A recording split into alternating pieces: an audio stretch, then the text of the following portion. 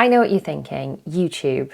Is that a real job? Well, it turns out it's actually my full-time job. And that's the case for lots of other people too. And the second thing I know you're probably thinking is, okay, Reese, so how do I actually get started? And I get asked that question so much. So today I'm going to share with you exactly how you can get started. And if it's something you're really interested in, why you really should get started on YouTube, because honestly, it is so worth it. If we've not met before, hi, I am Ree from mummyof4.com. And I make videos here on this channel about mum life, organisation, how to make your life easier as a busy mum.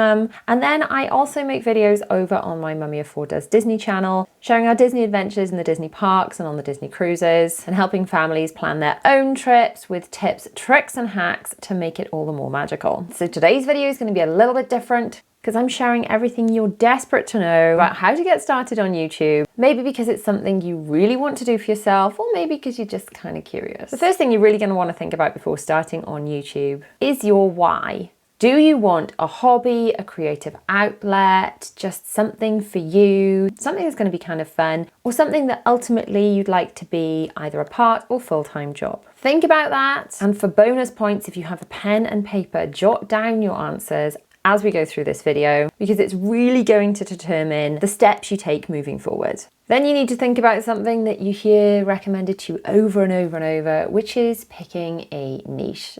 What does this even really mean? Well, your niche is just really what you end up talking about in your videos. A niche could be broad, like organisation or productivity, or a lot more niched down, where you're becoming very specific about what you're talking about. So you could have a broad niche like technology, or you could niche down to talking about just camera gear, or you could niche down to talking about a specific brand of camera gear. But there are other ways to niche down rather than just by topic. The other way you can niche down is by thinking about who are you talking to. So for me, when I started initially my channel way back in 2017, before I actually shelved it for a couple of years, realizing that YouTube and a new baby was a lot of hard work. When I initially started this channel, it was very much to share all the things that I'd picked up along the way, that I'd kind of had to figure out the hard way. And I wanted to package all of that together to share with other mums. All the tips, tricks and hacks that really helped me.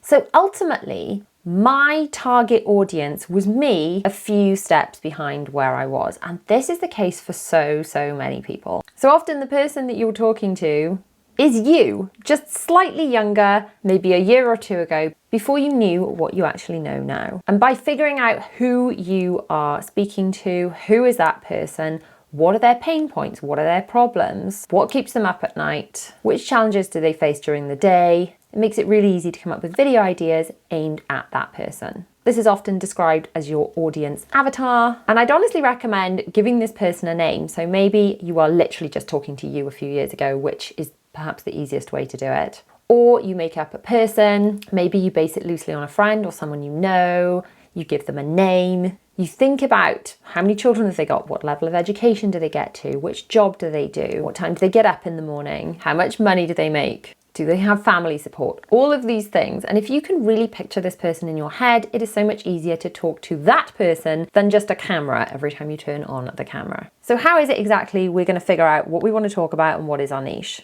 Well, generally, the best things to talk about are things that you really know about or have some extra insight in, something that's really exclusive to you. So I came at my channel from a point of view of having lots of children and therefore having a lot to juggle. I was talking to other mums with kids and a lot to juggle. After I picked my channel back up in 2019, after a 2-year hiatus doing other things with my blog, Instagram, things like that, I was then going through the process of my children going through autism assessments and things like that. And I ended up discussing that stuff on my channel because I really felt that that information would have helped me, so I knew it would help other people. So grab your pen and paper and write down all the things that you really know about. Think about the things that people come to you for. What do people always ask you about? What do they ask you for advice surrounding? What do they ask for help with? Brainstorm all of those things. Then on a separate list, think about all the things that you love to talk about, love to chat about,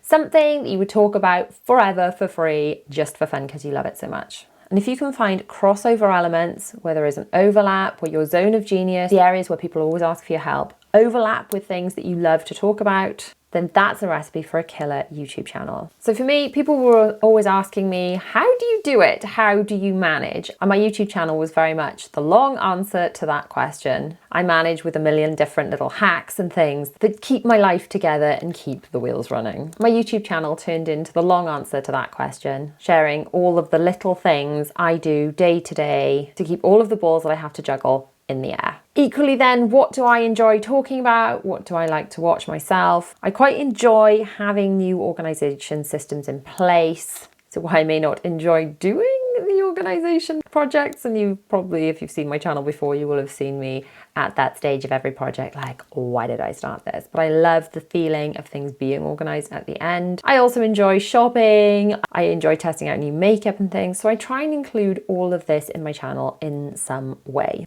because I kind of figure if the sort of people watching my channel are a bit like me, they may enjoy the same kind of things that I enjoy. Now, my Disney channel is a lot more specific and probably better stacked and better niched down if you look at it. My Disney channel is for families that enjoy Disney trips, parks and cruises. They want to see the magic of those trips, and are maybe thinking about planning trips themselves. In the videos, I include all of the information that you need to know to plan a trip, like height requirements for rides, tips for the parks, tips for maximizing things, things that shouldn't be missed, things that should be avoided, ways to save money, all that kind of stuff that families really need to know. So whereas maybe on my main channel, which has kind of evolved and been pieced together over the years, some people may come for speed cleaning and not watch the lifestyle content. Some people may love the vlog, but not be necessarily interested in other things I'm talking about. I feel like anyone that comes to my Disney channel and enjoys one video will really enjoy all of them. So while I want you to think about what should your channel be about, what do you love talking about, where's your zone of genius, where does that cross over? What I do not want you to do is procrastinate, because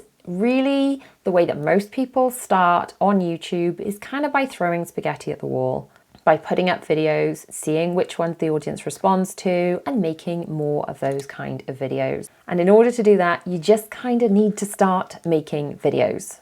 And you genuinely can just start with where you are. You can start with what you already have. You do not need to wait until you've got the perfect camera or the perfect setup. If you have a smartphone, you have everything you need to get started. A few things that are worth noting when you are getting started with just your phone: you're going to get much higher quality recording with the back camera than the camera that faces you. If you have an Apple Watch and an iPhone, you can use your Apple Watch as a viewfinder to set up the shot to know that you're in the frame.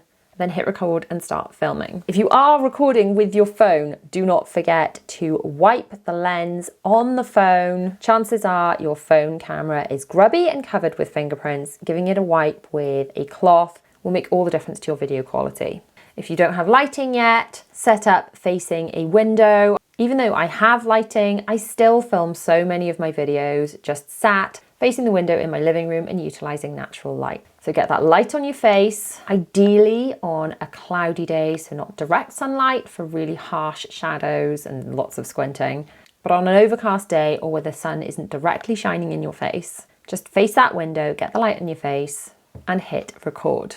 If you want to know what your first picture should be to go with your phone, make it a tripod. I have this one that I love that is totally inexpensive, having bought 11 billion tripods. The ones from Rolandi I tend to go back to time and time again, one of which even has a phone clamp. I also love the phone clamp that can be added to any tripod and can rotate your phone, so whether you're filming vertical or horizontal video. And I will link all the gear that I use in a blog post down below, but know that you do not need all of that stuff to get started. If you have your phone, there is no excuse, you can get started. That being said, create the highest quality content that you can at any given time. So if you have your phone, use the best camera on your phone. If you have a camera, utilize that. If you have the lighting, get it on. Think about how you're physically filming. So if you're filming vertical content for YouTube Shorts that can then be repurposed for TikTok or Instagram, your phone needs to be vertical, which is this way. If you're filming long form content, which this video is, so most YouTube videos are long form content, you need to think of it being watched on a desktop or a TV screen, and your phone needs to be held this way. This may sound basic, but this is something that so many people get wrong in the beginning. So just remember, are you making vertical, short form, or long form content and get that aspect ratio right in the beginning. Editing. Now again, you can start pretty much with what you have. If you're editing on your phone and you have an iPhone, it comes with iMovie, which is a great place to start. But on my phone, I really love the app CapCut, and this is what I use if I'm editing Reels or other vertical content on the go. I used LumaFusion for a while, which is a paid for app on the iPad, but CapCut wasn't out then. So I think if you're just using an iPad, I'd still go with CapCut. There is even a desktop version of CapCut now. This isn't sponsored anyway. I just kind of love it. But ultimately, most of my content now is edited with Final Cut Pro on my Mac. This was an incremental upgrade. I did not start with Final Cut Pro. I started with more basic software and worked my way up. But ultimately, Final Cut Pro allows me to do a lot more detailed editing and effects, which is why I upgraded to it. A really good way to practice talking on camera is just by talking on camera. One way you can do this is through Instagram stories. They feel really low pressure because they disappear in 24 hours. And this is definitely what I did at the beginning. So I started my YouTube channel, shelved it because I realized the editing was a lot more work than anyone realizes, and just worked on my blog and Instagram and growing that following. By the time I then bought my vlog camera and committed to doing 3 videos a week, which incidentally, I had no idea how much work that was going to be when I made that declaration, but I bought that vlog camera, I committed to my 3 videos a week. But talking to camera felt really natural by that point because I was already so used to doing it on Instagram stories. Those stories that felt low pressure because after 24 hours, they were gone. Equally, I do not want you to feel too much pressure when you start YouTube. I know it can feel like a lot and it's there and people are going to see it, and I'm going to let you into a secret which may sound a bit harsh, but nobody cares. Initially, you'll worry about what will your friends and family think. They're really not going to be that bothered. People are so busy going on with their own lives, nobody's going to care. And what will the internet think? Will you get trolled? Will people see mean things? I mean, being online, you have to develop something of a thick skin, and that's something that we can talk about later. But ultimately, your first videos, very few people are going to see them. Go back and look at any YouTuber's first videos. You can go to a channel and search by oldest video. People's first videos are generally not that good, and that is okay because you need to start somewhere. And it's only by starting that you can get going and actually grow your channel. I've got to say, none of my videos are ever perfect. I could always go back and pick holes in them, but there's always got to be that point where you realize you've just got to press publish and move on to the next one. So stop pretending that your procrastination is just perfectionism, because we've all been there, we've all done it. And if it's something you want to do, just start uploading videos. Now, it is worth setting up your channel for success. Thinking about organizing your content as you create it into playlists. Make sure you go onto all the social platforms and grab the social handles that match your name. So in my case, it's Mummy of 4 UK. Incidentally, that was a placeholder name, a filler name so that I could get started, because I realized I was procrastinating so much trying to pick the right name that I was never ever going to get started. With hindsight, maybe I should have just gone with something that is my actual name, because that way you can turn your channel into whatever it becomes as it evolves over time, as you niche down and figure out what you really want to be talking about on YouTube. So if you're super stuck, you can't think of a channel name that's great, just use your own name, pick up the handles for all the social platforms, even if you don't intend to use them yet, because at least you have them and you have those options and no one else can grab them and go around attempting to impersonate you. More advice that's thrown around a lot on YouTube is just be consistent. What does consistency look like for you? It's going to look different for everybody. For me, I committed to those 3 videos a week, and that's what I've done every week since. But that is quite a lot. So if you're already working, if you've got family commitments, maybe start by 1 video a week and you can always up it later. Once you've decided to do that 1 video a week, commit to it. Put it out every week, even if it's not perfect, and just keep going. I've got more tips to share, but before I do, if you're enjoying this video and getting value out of it, please hit the like button. It really helps to support the channel and show the algorithm you're enjoying it, and then it will show it to more people. And obviously this video is a little bit of a general overview about how to get started on YouTube. I could talk endlessly about all the points that I've already shared and the ones coming up. So if you'd like a deeper dive on any one of these topics, or you'd like a video on specific equipment I use and recommend if you are ready to make purchases, anything like that, let me know down in the comments and I shall add those to my list of videos to make. So the next thing you want to do is engage with your audience. So just like I did just then, ask questions, encourage people to comment, because likes and comments send signal to YouTube that people are enjoying and engaging with the video. Then they think, hey, if people like it, we'll show it to more people. And then when people do comment, especially in the early days before it gets too overwhelming, make sure you reply to every comment. Now, I've got to say, I don't get round to replying to every comment now because it's got to a level where that's just not possible. But I do endeavour to reply to as many comments as I can because I'm genuinely grateful for those comments. And it's really nice to engage with your audience, to make them feel part of the family. Then hopefully they will feel valued and want to come back and watch more videos. The other thing you can do is use the comments for video ideas. So I just directly asked you what else do you want to see videos about, but maybe in your comments you'll have specific questions or themes that keep coming up, and just keep a little note of those all in one place as future video topic ideas. Because if it's something people are asking about consistently, chances are it's something they'll want to watch a video on. So you are going to have to develop a little bit of a thick skin. I did touch on this earlier, and there is a nastier side of the internet. And as humans, we're kind of pre-wired to remember all the negative stuff said about us and not all the lovely, lovely things. Now, it doesn't make it right or okay, but there is this dark trolling element of the internet that you just kind of have to realize is there. And I think the way you have to think of it is if someone is having a really great and happy life, they're probably not going to be spending their time writing mean comments to people on the internet. So the people doing that are probably not in the best of place themselves. When you realize this, you kind of look at it through a different lens, that you think that hurt people, and really they don't even know me. These nasty comments are probably more about them than me. And this is what you have to remember. I was given some very good advice a long time ago by a vlogging friend of mine, Katie from What Katie Said. She said that you wouldn't let people come into your home and say mean things and then keep inviting them back in. You would not invite them back to your house. You would not let them cross the threshold. Your little space of the internet, your YouTube channel is like your home. And if anyone is commenting anything negative, do not feel the need to respond to them. There's a button you can press to send their nasty comments and any future comments they care to make away so you never have to see them again. It is okay to block and delete. And you need to do this to protect your mental health. It's also helpful when you do get nice, positive, lovely comments to screenshot them and keep them in one place. So if you're having a bit of a moment where you're feeling like, oh, what am I doing this for? Is this working? Is this worth it? Or you've had nasty comments, you can go back and look at those lovely comments and think, no, actually, I'm really helping people.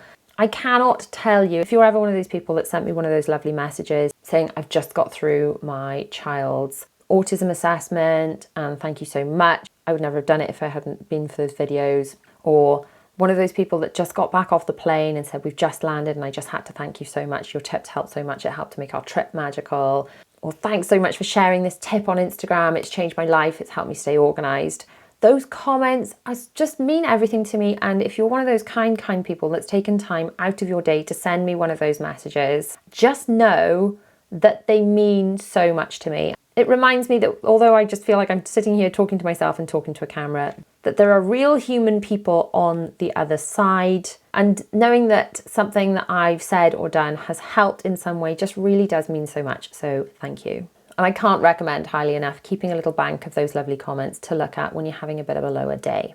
And then something that's probably worth noting is whether you're going to succeed on YouTube or not, or anything in life for that matter, it all seems to come back to one thing: you and your mindset. I read, and by read I mean listen to on Audible, a lot of books when I started my business, I guess, because essentially my YouTube channel and my planner store and all the things that go with it are my business because they are my job. As much as I still struggle to explain to adults in my life what I do for a living because no one really gets it, but that's a story for another day. Ultimately, all these books that I went looking for answers about how to be better in business, how to be more productive, how to generate more money, how to be more successful, they all came back to one thing: mindset. It's all in your head.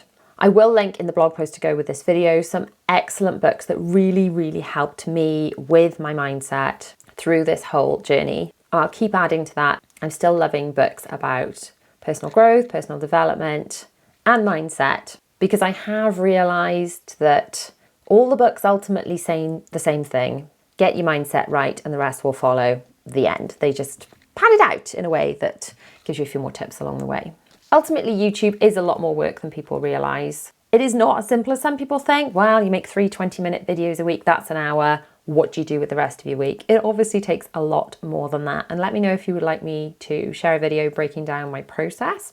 There are definitely vlogs on my channel where I've done a lot more kind of behind the scenes stuff. And I will link some of those in the blog post to go with this video.